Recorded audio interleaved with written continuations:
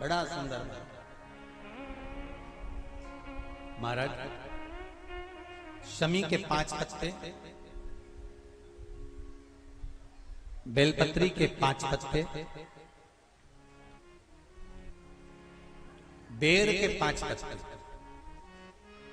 क्या क्या चीज है जरा जम के बोलो। शमी के 5 पत्ते, बेर के 5 पत्ते और बेलपत्री के 5 पत्ते। महाराज दोनों अष्टमियों में से कोई भी अष्टमी, ये भी जरूरी नहीं है कि सोमवार की ही अष्टमी चाहिए। कोई भी अष्टमी को बेर के पत्ते पर लाल चंदन, बेलपत्री के पत्ते पर पीला चंदन, शमी के पत्र पर केवल कोई चंदन लगाने की जरूरत नहीं, सादा केवल एकदम कुछ भी उसमें लगाकर नहीं, सिंपल। पहले लाल चंदन वाले पत्ते, फिर बेलपत्री के पत्ते, फिर शमी के पत्ते शिवलिंग के ऊपर समर्पित कर कर उसको उठाकर वापस लाकर बेलपत्री के पेड़ के नीचे ही 1 लोटा जल समर्पित कर कर पहले पत्ते चढ़ा देंगे, फिर लोटा भर जल समर्पित कर देंगे। उसी चढ़े हुए पत्तों में से 5 बेलपत्र को लेकर अपने घर आ जाए और अवधूतेश्वर महादेव, कौन से महादेव? अवधूतेश्वर महादेव। ये अवधूतेश्वर महादेव कौन से हैं? आपको कथा में कई बार वर्णन करा गया है। शंकर भगवान को क्रोध आया, ब्रह्मा जी ने क्रोध को लिया, समुद्र में डाला। उस रूप को क्रोध का एक रूप था, क्योंकि जो मदिरा पान करने वाले होते हैं, व्यसन करने वाले होते हैं, गलत काम करने वाले होते हैं, इनको सुधार करे जाओ। जितना तुम समझाओगे ये उतना बबूला होंगे। तुम बच्चों से कहोगे गलत लड़के के साथ रह रहा मत रहे, तो और ज्यादा क्रोध करेगा, और चिड़चिड़ करेगा, और अपशब्द कहेगा। तो ये क्रोध को संयमित कर देगा। अवधूतेश्वर महादेव, अवधूतेश्वर महादेव का स्मरण कर 5 पत्तों को लेकर आइए।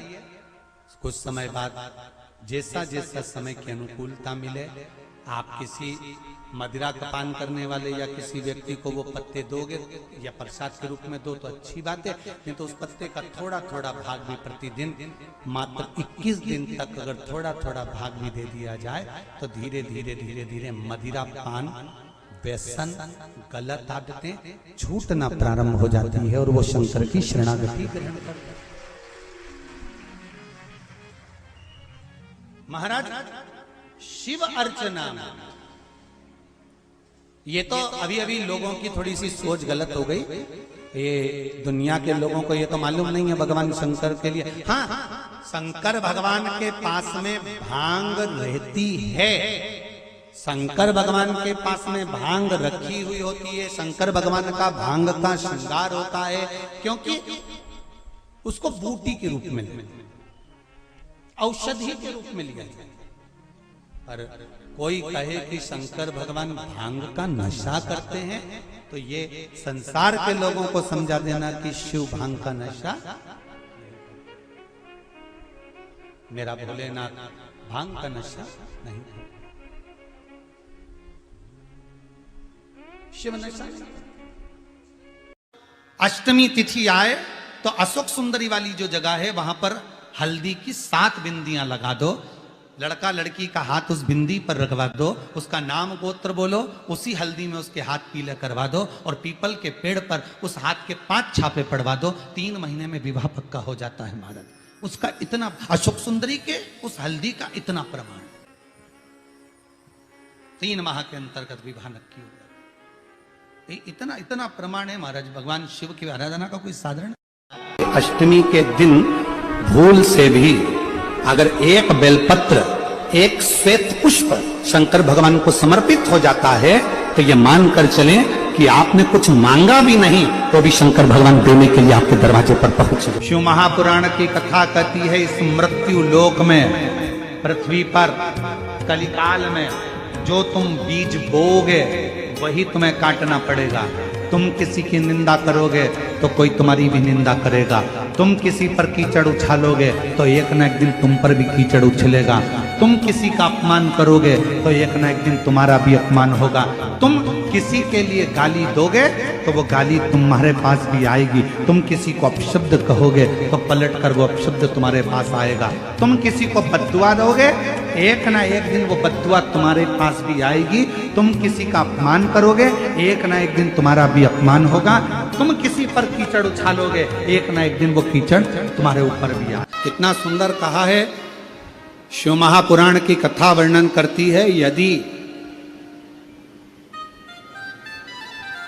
किसी भी अष्टमी तिथि को 12 महीने में शुक्ल पक्ष कृष्ण पक्ष की अष्टमी तिथि पड़ती है, यदि किसी भी अष्टमी तिथि को अगर किसी ने नियम बनाया 5 अष्टमी का, 8 अष्टमी का, 7 अष्टमी का, एक कनेर का पुष्प शिवजी के शिवलिंग को समर्पित करना, अशोक सुंदरी के स्पर्श करना, और जो जलाधारी होती है, जैसे ये शिवलिंग है, ये जलाधारी है, तो पहले शिवलिंग पर स्पर्श, फिर अशोक सुंदरी का स्पर्श, फिर जलाधारी पर कनेर का पुष्प शिव जी की ओर मुख कर कर, अर्थात जैसे मानो ये कनेर का पुष्प है, तो ऐसा शिवलिंग का स्पर्श करते हुए जलाधारी पर जो समर्पित करता है, भगवान शंकर उसके मन की कामना को पूर्ण जरूर करते हैं। एक कनेर